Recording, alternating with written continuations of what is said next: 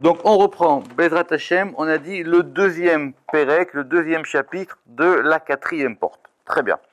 Je résume où est-ce qu'on en est. On en est dans cette porte à examiner une question classique dans l'histoire de la Kabbale. Est-ce que les Shirot, elles sont considérées comme étant des Kelim, des instruments divins, ou est-ce que les Shirot, elles sont considérées comme étant Atzmut Elokut, comme étant une substance divine? D'accord? C'est une grande question chez les Rishonim dans la Kabbalah, et c'est l'objet de cette porte-là. Comme j'ai expliqué la dernière fois, ce qui est intéressant dans le Pardes, c'est que toute cette question-là, elle ne va pas se trancher sur des arguments philosophiques, parce que les arguments philosophiques, comme il dira le Ramak plus tard, l'eau ma'ale velo morid, ni ça fait monter, ni ça fait descendre, ça n'aboutit à rien, mais simplement sur l'interprétation de textes du Zohar qui parlent de cette question.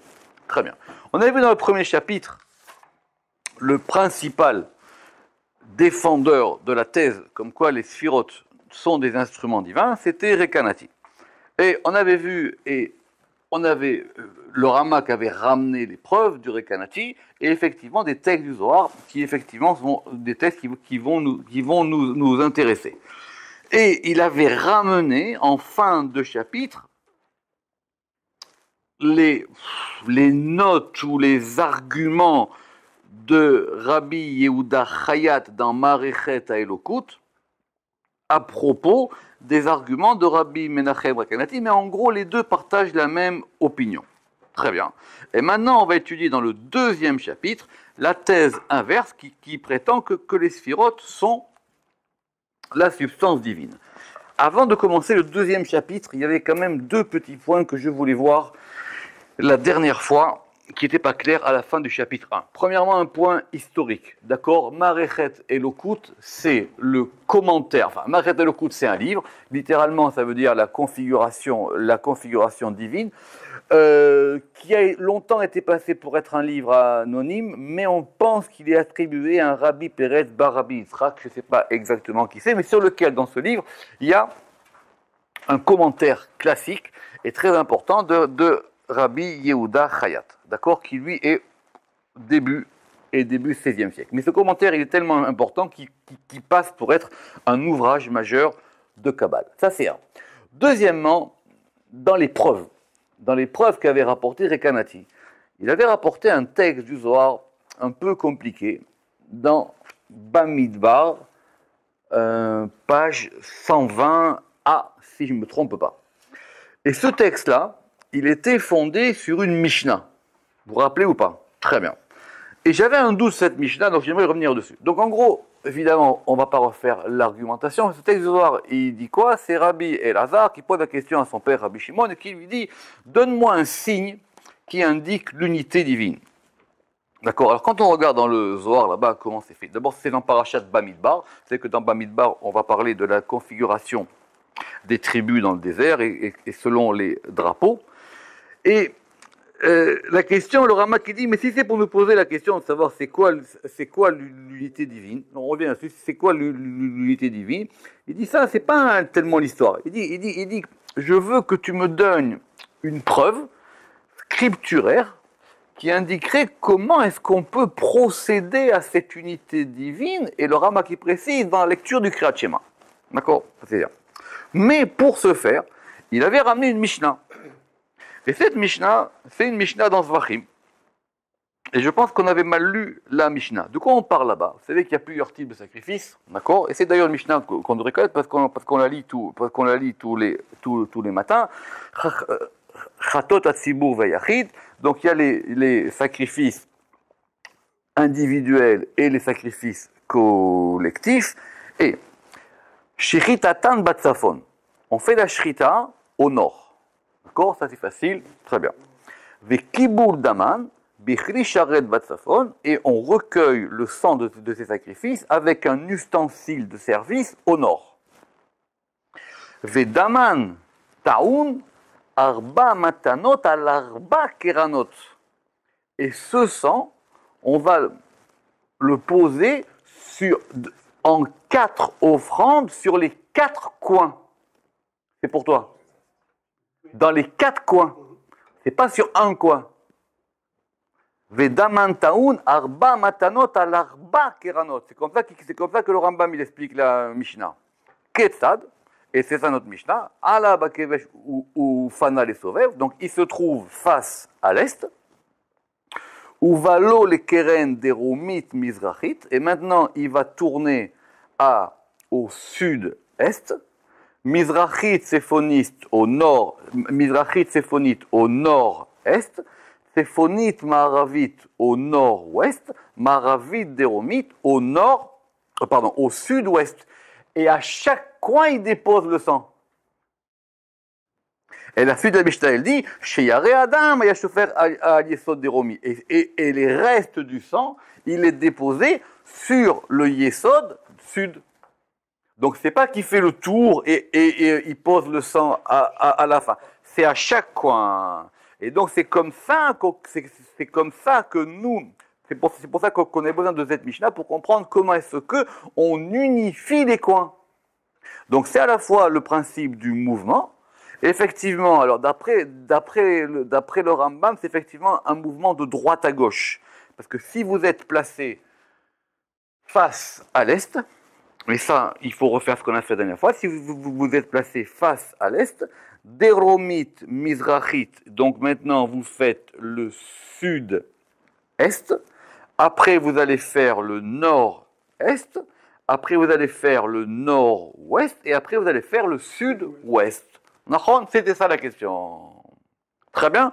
Maintenant, lui, il avait cité juste le début. Vous vous rappelez, ça c'était son argument de dire effectivement que voilà, la preuve, c'est que si les sphirotes, elles étaient divines, on n'aurait pas besoin d'avoir 4 degrés pour montrer l'unification, parce que Dieu étant, c'était ça sa preuve première. On va d'ailleurs revenir là-dessus sur les contre-arguments qu'il avait posés. Ça c'était pour faire une rectification sur la Mishnah de la dernière fois.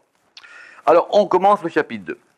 Achar shebepirek hakodem katavnu da'at ha'ma'amar she'asfirot hem kelim ou Rabbi Menachem. Après que dans le chapitre précédent, nous avons reproduit l'opinion de celui qui dit que les sphirotes sont des ustensiles, sont des outils divins, et qui est Rabbi Menachem Rekanati, Nimshar acharav Rabbi Yehuda, et qui avait été suivi par Rabbi Yehuda Chayat, katavnu beperek ze le'atik zvat. Oui, pardon. Kavanatenu, ce que nous voulons dans ce chapitre, c'est rapporter l'opinion de Rabbi David dans son livre qui s'appelle Magen David. Qui c'est Rabbi David? C'est Chazak, Ben Zimra. C'est Rabbi David Ben Zimra qui s'appelle le Radbaz. Alors juste 2 mots sur le Radbaz. Vous savez qu'il a eu une vie extraordinaire. C'est que lui, il fait partie des expulsés d'Espagne. Et il a fait quand même le tour, il était à Fès au Maroc, après il était en Égypte. Et on pense qu'il a été l'un des maîtres du Harizal en Égypte. Après, il est parti à Jérusalem, il est parti à Tzfat, ça ne lui a pas plu, il est retourné en Égypte et finalement il est mort à Tzfat et on a retrouvé sa tombe. Il y a un chercheur qui a retrouvé sa tombe il y a pas très longtemps. Il est connu pour 2 choses dans l'histoire parce que c'était aussi un grand lachiste. Vous savez pourquoi est-ce qu'il est connu? Il est connu parce que c'est l'un des premiers qui a attesté la judaïcité 100% des Éthiopiens. Oui, ça vient d'un shoot du Radbaz. Et tous les poskim après qui avaient des doutes sur les Éthiopiens, etc., ils disent mais comme on a un shoot du Radbaz, on peut rien faire comme lui parce qu'il était lui-même le Rav du Shita Mekubetset, enfin pour ceux qui connaissent l'histoire de la halakha. Donc aujourd'hui, on s'intéresse à son livre qui s'appelle Magen David. Et Magen David, c'est son livre de Kabbale. Et effectivement, dans ce livre de Kabbale là-bas, il va défendre Shehem et Tsem Elokut, que les sphirotes, ce sont la substance divine. Alors maintenant, on va reprendre les arguments. Mais effectivement, alors on suppose de ce qui est rapporté ici que dans le Magen David, il défend la thèse que les sphirotes sont la substance divine, mais il a lu Rekanati qui est antérieur, donc effectivement aussi il objecte aux arguments de Rekanati. Alors on y va. Parce que lui aussi, il avait une difficulté avec les avec les arguments qui avaient été apportés par Rabbi Menachem dans le chapitre précédent. Vétires, Véhamar. Et donc, voilà comment est-ce qu'il répond à ces objections et qui dit Da, she'en chilouf hashemot, au minyan asfirot, mechayev ribouy baborei yitbarach chalila. Déjà de base, c'est pas parce qu'il y a plusieurs noms divins, ou parce qu'il y a 10 séphirot, que ça remet en question l'unité divine. Qu'est-ce qu'il avait dit Rabbi Menachem? Il avait dit, ok, très bien, il y a un seul Dieu, il est unique, il n'a pas de corps, il n'a pas de matérialité, il n'a aucune limite, etc. Bref, la définition du Dieu abstrait. Et d'un autre côté, on voit dans la Torah qu'il y a plusieurs schémotes, et quand on est dans la Kabbale, on voit qu'il y a plusieurs sphirotes. Donc effectivement, donc on est obligé de dissocier les deux. Et donc de dire que les noms, comme les sphirotes, sont des ustensiles divins. Il dit, mais aucun rapport. Da, chez En Chilouf Hashemot, au Minyan Asfirot, Mechayev Ribouy Beborei Yidbar, ce n'est pas parce qu'on considère qu'il y a plusieurs noms qu'on considère qu'il y a plusieurs dieux. Chas Shalom. Qui Mishamar, Beshem Ekeye, Shu Yore Arachamim Agemurim. Parce que celui qui a dit que le nom Ekeye, c'est un nom qui indique les miséricordes absolues. Ou Beshem Elokim, Shu More Al Mishpat Vadin. Ou le nom Elokim qui indique, lui, la justice et la rigueur. Et de même dans l'indication des plusieurs séphirotes et de leurs attributs.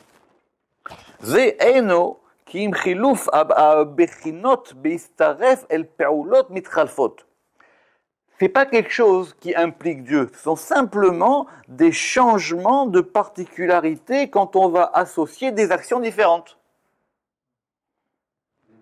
Oui, Rotzeloma, c'est-à-dire,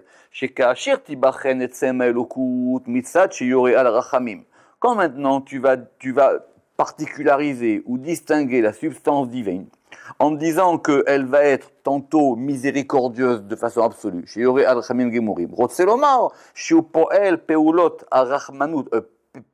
Peulat Arachmanut, et que quand donc Dieu il va agir de façon miséricordieuse, alors Tikraou Beshem Ekeye. Alors là, à ce moment-là, on va l'appeler du nom Ekeye. Et maintenant, quand tu vas distinguer en lui qu'il agit de façon du côté de la justice et de la rigueur, et c'est-à-dire qu'il va mettre en place des jugements et donc des décisions, Tikraou Beshem Elokim, alors à ce moment-là, tu vas l'appeler du nom de Elokim. Donc l'argument s'inverse finalement. Il dit, mais c'est quoi? C'est pas parce qu'il y a plusieurs noms que je ne crois pas en un seul Dieu. Donc, je ne vois pas de quoi tu parles. On parle d'une seule chose qui a plusieurs aspects ou qui a plusieurs actions. Et de même dans les sphirotes et dans les autres noms.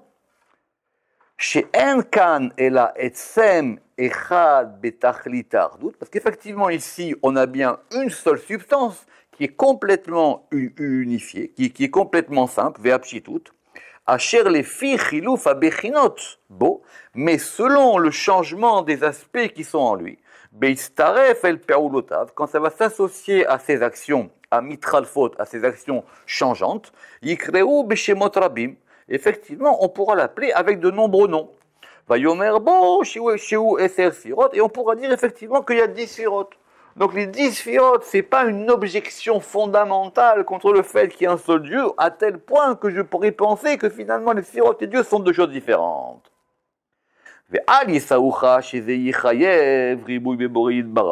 Et donc ne pense pas que cela va t'amener à poser comme nécessaire qu'il y a une multiplicité dans Dieu.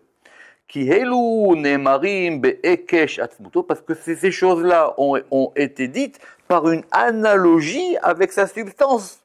Elle nivra par rapport à ses créatures. Adkan Leshono, fin de la première citation du Magen David. Le Rama qui reprend. Il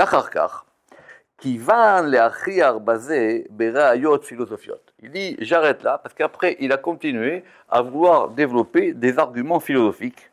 Vélo et technum, et nous ne les avons pas rapportés, les miaout à la table, parce que cela n'a aucun intérêt. D'accord? Les miaout, ou plutôt. Non, mais c'est une question. Non, mais c'est une question qui revient. On en avait parlé. C'est une question fondamentale. Ça veut dire que Quand on a, je ne sais pas si on peut dire importé, mais quand on va essayer de poser de façon philosophique des problèmes kabbalistiques, le Ramak dit d'abord ça n'a aucun intérêt. Et on va voir même la suite dans le détail. Ce qui nous intéresse, c'est d'avoir une vraie discussion de Kabbale pure sur la chose elle-même. Et vous allez voir jusqu'où ça va. Et donc il dit, c'est la raison pour laquelle ici j'ai fermé la citation. Et il a apporté une preuve, chez Asphirot, et il a apporté une preuve pour dire que les Sphirot, elles sont la substance divine, mais c'est faire à Zohar. Alors là, maintenant, s'il ramène une preuve du Zohar, là, maintenant, on va considérer cette preuve-là de façon particulière, et c'est dans Parashat Azinu, c'est à la fin de la Torah. Alors, Bézé les Shono. Alors, Kishem Hashem Ekra, parce que c'est un verset qui dit, parce que je vais appeler le nom de Dieu. Maï Kishem Hashem Ekra. Donc, ici, c'est la citation du Zohar. Ça veut dire quoi que je vais appeler le nom de Dieu? Amar Rabbi Shimon, active. Rabbi Shimon, il a dit, il va l'écrire, à vous, Godel Elohenu, on va voir ce verset, à vous, porter Godel de la grandeur, les Elohenu, à notre Dieu. À vous, Godel d'Agedula. À vous, Godel, ça vient de Gedula. Gedula, c'est la grandeur, c'est Chesed. Atsur Tamim Paolo, ça fait partie de Parashat Azinu là-bas. Atsur, le rocher.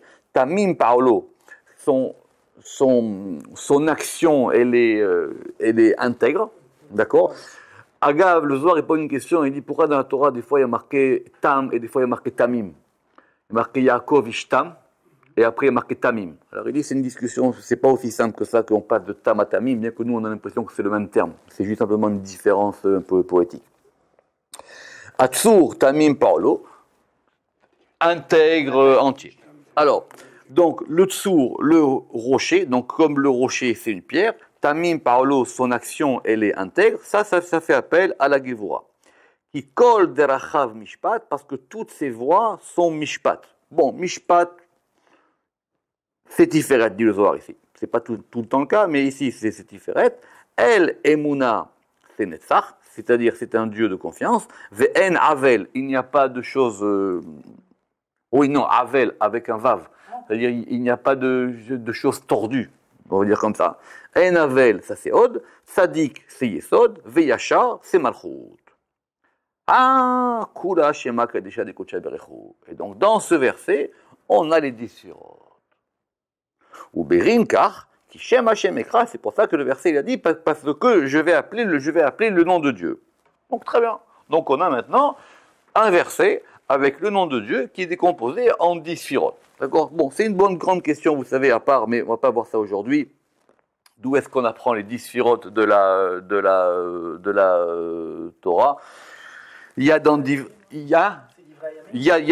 Divrei Yamim, ça c'est l'une des preuves qu'on a, mais apparemment ici le Zohar, il le tire lui-même de Devarim ici.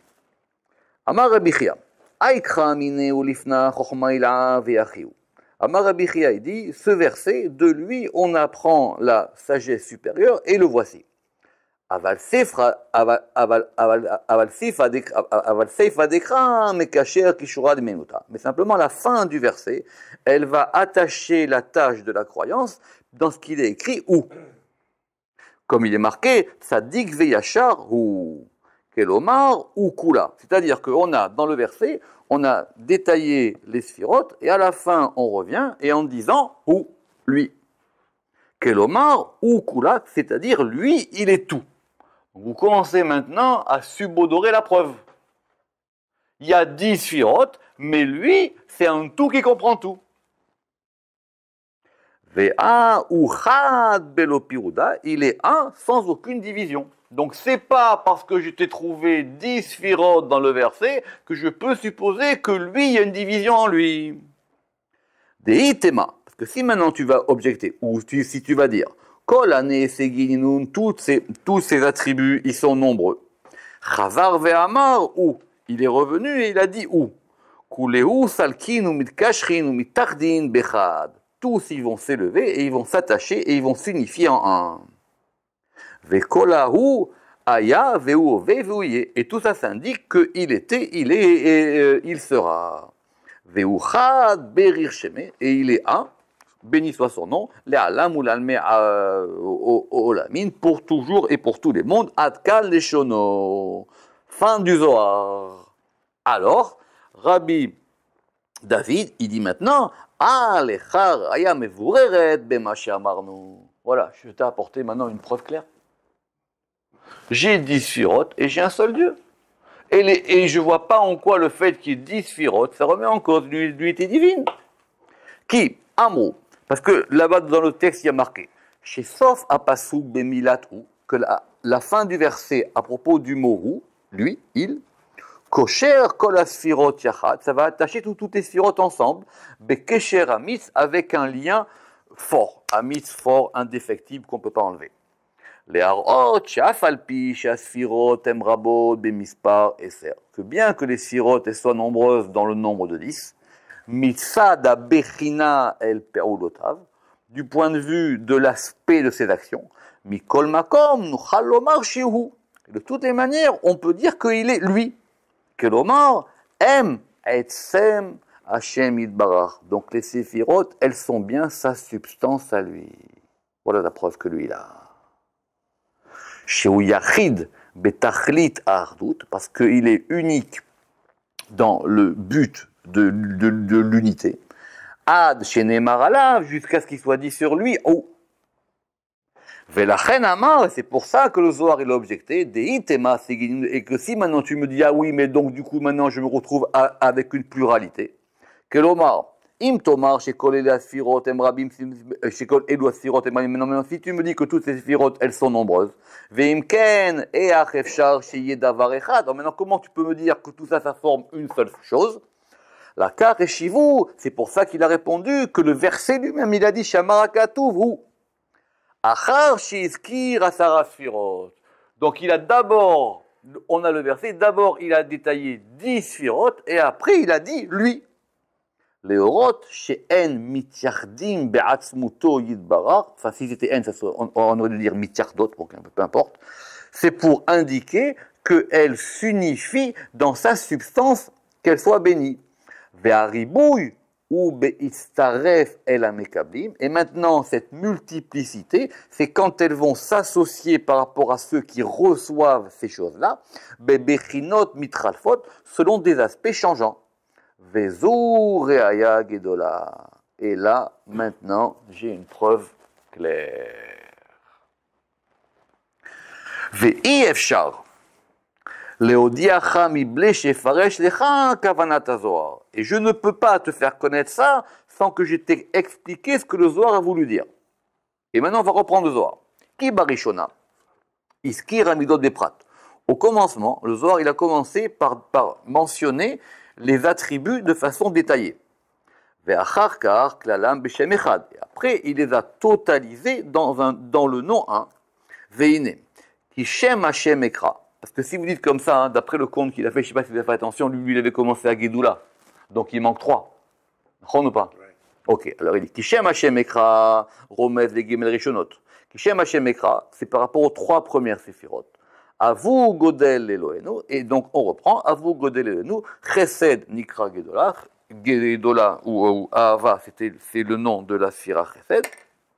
Atzur Tamim Paolo, Zeremez les Pachaditrak.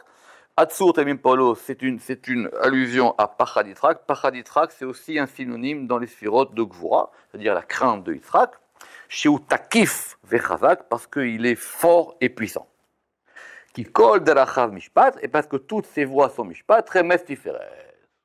D'accord, il a juste rajouté que du coup, parce qu'il fallait que du début du passouk, qui Shem Hashem Ekra, on est quand même aussi les 3 premières. Ve'achar haremes kol ha'itpashtut. Et maintenant qu'il a fait allusion à tout ce déploiement, chazar veklalo beyachad gamur bemilat hu. Maintenant, il revient, et maintenant, on va tout totaliser ensemble dans le mot hu, qui est la fin du verset. Kelomar, c'est-à-dire, ele ha-sefirot shem eser. Ces séphirotes qui sont au nombre de 10, be'erech ha-mekablim, par rapport à ceux qui les reçoivent, Achi ou Mamash, lui aussi, il est comme ça concrètement. Rotselomar, etzem elokut apashut betachlit. la substance de la divinité simple dans son but ultime. Ça, c'est une preuve. Ça, c'est une preuve. Mais c'est que le début. Alors, il a aussi apporté une preuve de la Mishnah du Sefer Yetzira, de la Mishnah de Mamakim. Cette Mishnah de Mamakim, on l'avait déjà étudiée dans la porte 3. D'accord, au Mekreshi comme au Metacharit, au Mekrom, au Mektachat Vechoulé, à propos des profondeurs chez Pirashnu Lemala, que nous avons déjà expliqué plus haut, Béchar, Ima Ensof ou Keter, dans la porte, est-ce que Ensof et le Keter. Ve'amar, et maintenant c'est quoi la preuve qui va ramener là-bas, c'est que le Sefer Yetzira, chacune des Mishnayot du premier chapitre, chaque fois qu'on parle des Séphirot, on ramène toujours sur des noms divins. Et voilà comme il explique. Ve'amar. She'achar she'izkir kol asfirot. Parce que là-bas, alors c'est une discussion de savoir comment ça marche, là-bas les 10. Parce que c'est pas évident, d'accord? C'est une discussion chez les Rishonim. Parce que c'est quoi? Au Mektov, au Mekra, au Mekreshit, au Mekacharit. On ne sait pas vraiment à quoi ça correspond. En tout cas, il y a 10 profondeurs. Et achar she'izkir kol asfirot. Amar she'Hashem ou Yachid Bahem. Et à la fin de la Mishnah là-bas, c'est marqué que lui, il est un et il est unique. Et donc là-bas le raisonnement est le même. On va détailler 10 sphirotes et on va dire que tout ça maintenant c'est unifié dans un degré qui est le 1. Et il a apporté aussi une preuve d'une autre Mishnah du Sefer Yetzira. Alors j'espère que vous la connaissez. Esser Sefirot Blima, il y a 10 Sefirot, alors Blima soit en 2 mots, soit un seul mot, ça on l'a vu plusieurs fois, soit ça veut dire sans quiddité, ou soit ça veut dire qu'elles sont freinées, comme un bolem en hébreu c'est un frein. Naout Sofan Betrilatan, est enchâssé leur fin dans leur début, ou Trilatan Besofan, et leur début dans leur fin, etc. Chez Adon Yachid Ve'el Doshni, parce qu'il y a un seul patron et il n'y en a pas un second. Ve'lifne echad ma'ata sofer, et avant le 1, qu'est-ce que tu peux compter? Il n'y a rien avant le 1, parce que tout est lié au 1. Adkan, kelomar, c'est-à-dire, chez Sefirot Messer, et donc pareil, le même argument, que les Sefirot, elles sont 10, Be'erer el bechinot mitralfot, par rapport à des aspects changeants. Notez ce petit point quand même, parce qu'à chaque fois, il dit que si du coup il y a 10, c'est soit par rapport aux Mekablim, soit par rapport à ceux qui reçoivent, soit par rapport à des particularités. Autrement dit, j'ai un objet. Maintenant, si je le regarde de près, alors je peux peut-être trouver 10 nuances différentes. Mais le fait qu'il y ait 10 nuances différentes, ça ne remet pas en cause le fait que cet objet soit un. C'est ça l'idée. Mais on y reviendra. Mikol makom naout sasov batechela. De toutes les manières, la fin, elle est enchâssée dans le début. Qui a roche ou sauf, parce que le début, c'est la fin. Ve'asof ou roche, et la fin, c'est le début.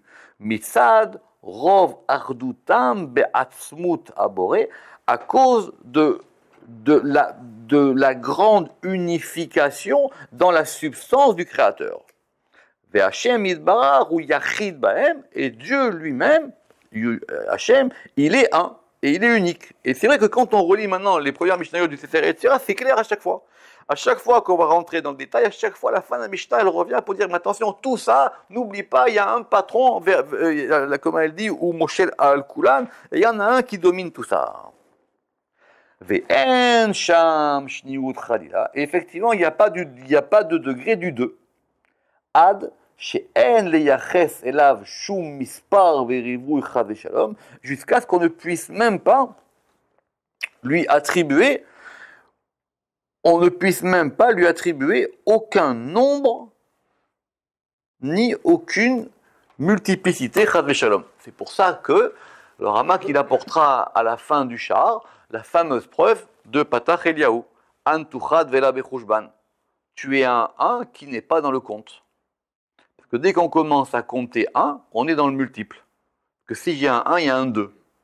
Alors il dit, pour parler de Dieu, il s'est obligé de dire Antuchad vela bechushban, c'est un 1 qui ne fait pas partie du compte. Exactement. Qui fait pas partie d'une énumération. Donc ça serait un 1 au-dessus du principe du 1 qui serait par rapport à 2.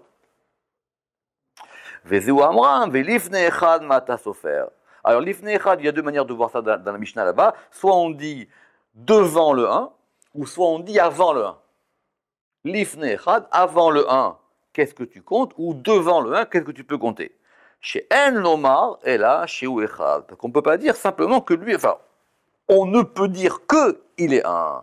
Echad ou betachlit ardut, il est un dans le tachlit, dans la finalité de l'unité. On continue. Ve'od evi reaya. Et il amène une preuve du Midrash. Alors c'est intéressant, pourquoi est-ce qu'il a ramené d'abord le Zohar et après le Midrash? C'est une bonne question. Est-ce qu'il aurait pu commencer déjà par ramener le Midrash, que c'est déjà plus clair dans le Midrash? Bon. Et c'est un Midrash connu, et il ramène aussi une preuve, Ve'od reaya, du Midrash Rabbah. Que si on dit Bereshit Rabbah, ça ne peut pas être dans Shemot. Alors, Ve'amrouli Mashmo. Vous vous rappelez, c'est Moshe, il est au Séné, et ils lui disent, ok, très bien, mais si je vais leur dire qu'ils vont sortir d'Égypte, ils vont me dire, ok, t'es gentil toi, mais dis-nous comment il s'appelle. D'accord? 21 Mashmo. De là, Rabbi Yaakov Abuchatzira, il tire que de toutes les manières, il ne croyait pas au Goël. Il disait de toutes les manières, ne viendra que celui qui nous dira le vrai nom, et que c'était Yaakov qui leur avait déjà dit, attendez, celui qui vous dira ce nom-là, vous pourrez le croire comme étant le vrai Goël. D'accord, très bien. Alors, là-bas il y a marqué, Amar Rabbi Abba bar Memal, je pense. Rabbi Abba, le fils de Memal, il a dit, Amarle Akadosh Baruch Hu le Moshe. Dieu, il a dit à Moshe, Shemi ata mevakesh leda. Il dit que ça veut dire quoi que tu veux connaître mon nom? C'est quoi maintenant? C'est quoi mon nom? Les fima sayaninikra. Mon nom dépend de mes actions. Pa'amim shaninikra be'el Shaddai. Des fois je m'appelle El Shaddai. Des fois je m'appelle Sevaot. Des fois je m'appelle Elohim. Des fois je m'appelle Adni, etc. Ou keshi anidan et abriot aninikra Elohim. Quand je juge les créatures, je m'appelle Elohim, etc. C'est un midrash connu. Veine, c'est un midrash ou mamash echare maché amarno. Il dit alors, donc voilà, c'est clair, la preuve est dans le midrash. Dieu, il dit, je suis, hein, mais j'ai plusieurs noms. La vérité, c'est une autre question à Gav. Ça veut dire, c'est quoi un nom maintenant?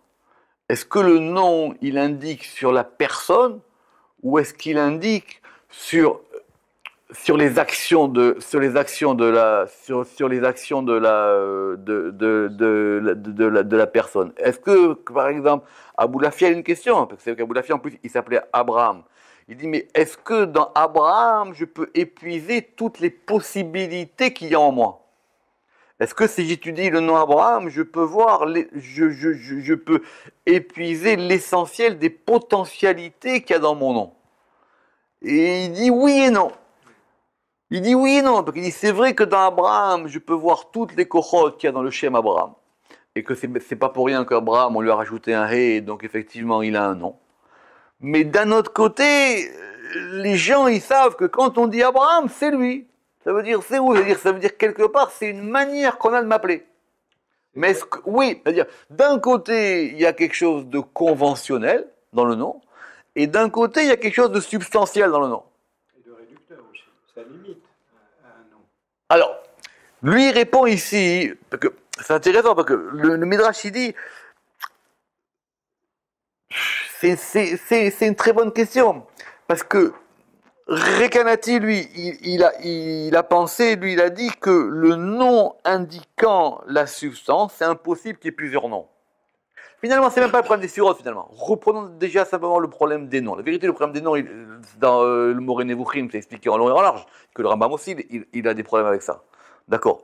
Mais il dit, quand je vais dire qu'il y a des noms divins, alors je peux m'appeler, comme il a dit, Kel Shakai, Sevaot, Elohim, Ekeye, Yudke Vavke, Shakai, Adni, tout ce que vous voulez.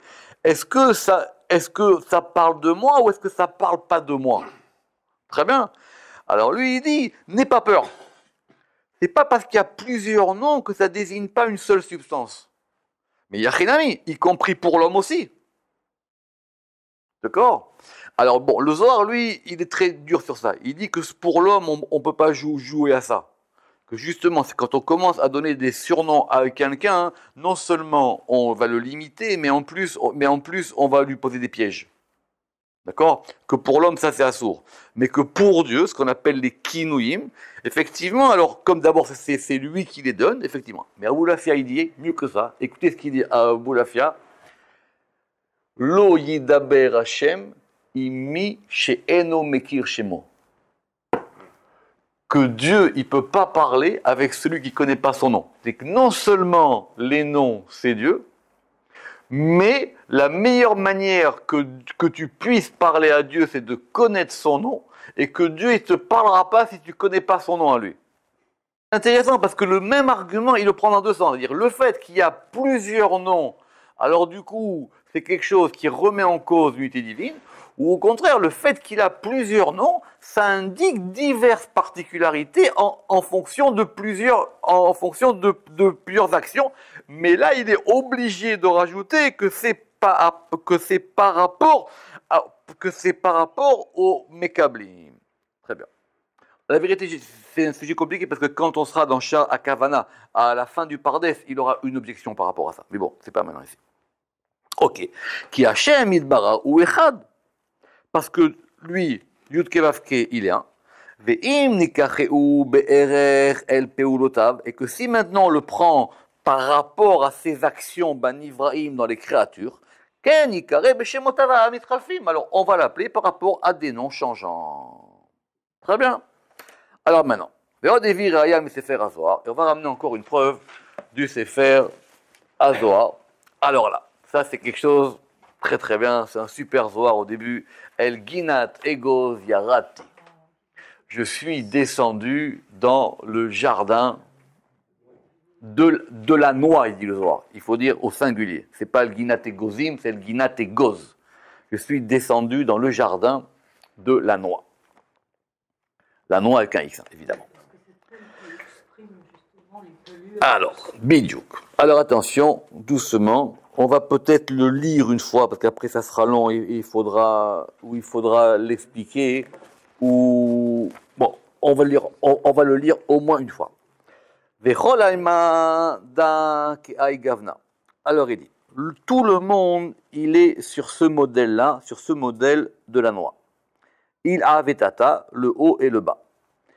Miresh raza de nekuda il a du commencement du secret ou du mystère du point supérieur, Atsofa de Chol Dargin, jusqu'à la fin de tous les degrés, Kulaïou, tous il est comme ça. Da les gav, minda, celui-ci à l'intérieur de celui-là.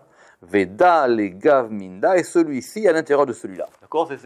C'est cette histoire là-bas qu'on va voir comme les pelures d'un oignon, c'est l'un à l'intérieur de l'autre. Ad, de ishtakar.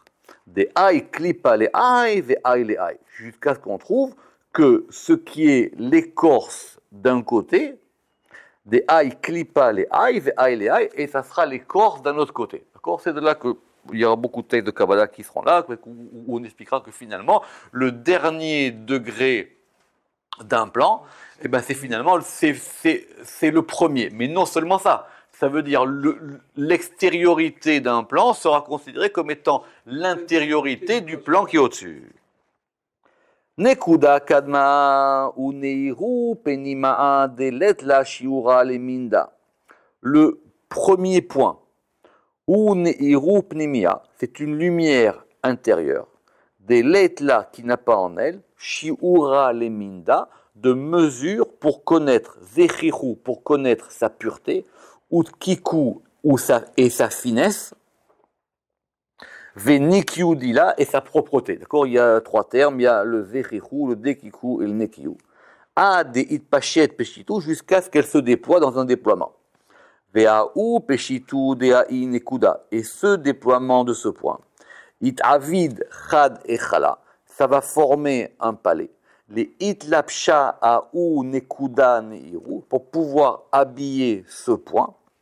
Neiru de la yada, une lumière qui n'est pas connue, les segi ou zechuchadile, tellement sa pureté est grande. Echala dei levusha lea ou nekuda stima, et donc le palais qui est le vêtement de ce point caché, imaginez, c'est facile, imaginez un he, d'accord? Vous avez un yud et maintenant il y a un he. Et après, il y a chaque fois un et, un et, un et. D'accord? Et chaque et, il est considéré comme le echal de ce qui est en dessous. Echala diou levusha leu nikodastima. Et c'est une lumière qui n'a pas de mesure. Mais malgré tout cela, elle n'est pas aussi fine et pure, ou que comme le premier point qui lui est caché et enfoui. C'est normal. C'est-à-dire, c'est pas parce que tout est à l'intérieur de l'autre que tout est relatif. Et le point qui est le plus à l'intérieur, effectivement, on ne peut pas le comparer au point qui est dans le cercle qui est au-dessus, si on voit ça comme des cercles concentriques. Et ce palais, il va déployer un déploiement d'une première lumière, une lumière primordiale, comme ils disent, et ce déploiement, c'est un habit, de ce palais, dakik vezachir, qui est dakik, on a dit qui est fin, vezachir et qui est pur, penima yatir et qui est plus intérieur. Mikan oulala, à partir de là et après, itpachet dabeda, ça va se déployer l'un dans l'autre, ve itlabash dabeda, et ça va s'habiller l'un dans l'autre, ad de ishtakar de da levusha leda, veda leda, jusqu'à ce qu'on va trouver que l'un est l'habit de l'autre et l'autre est l'habit de l'un. Ils s'habillent l'un dans l'autre. Mais effectivement, ce qui va être l'habit de l'un, ça sera considéré comme le corps de l'autre.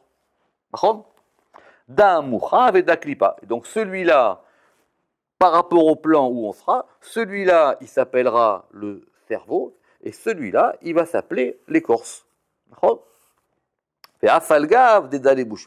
Et bien que ce qu'on a appelé cerveau, ce n'est qu'un vêtement, ce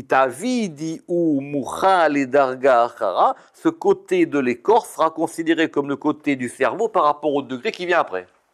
C'est un savoir classique, d'accord? Ça dépend comment ça se passe. Donc ce qui est l'extériorité d'un degré, ça deviendra l'intériorité d'un autre degré. Vekula keravnada, et tout est de cette même manière. Itavidachi est fait ainsi, l'étata jusqu'à etc. Jusqu'à ce qu'on voit des barnages be'ayalma de l'homme dans ce monde-ci, mucha veklipa gufa verucha. Et donc dans l'homme aussi, on aura le cerveau. Klipa ici, ça va être le crâne. Et l'écorce, goufa, le corps, verucha, et l'esprit ou l'âme. Vekula yu tikuna de alma, et tout ça, ça s'appelle l'arrangement du monde. On expliquera ce soir plus longuement la prochaine fois parce que c'est un peu compliqué. Baruch Adonai le'olam, amen ve amen.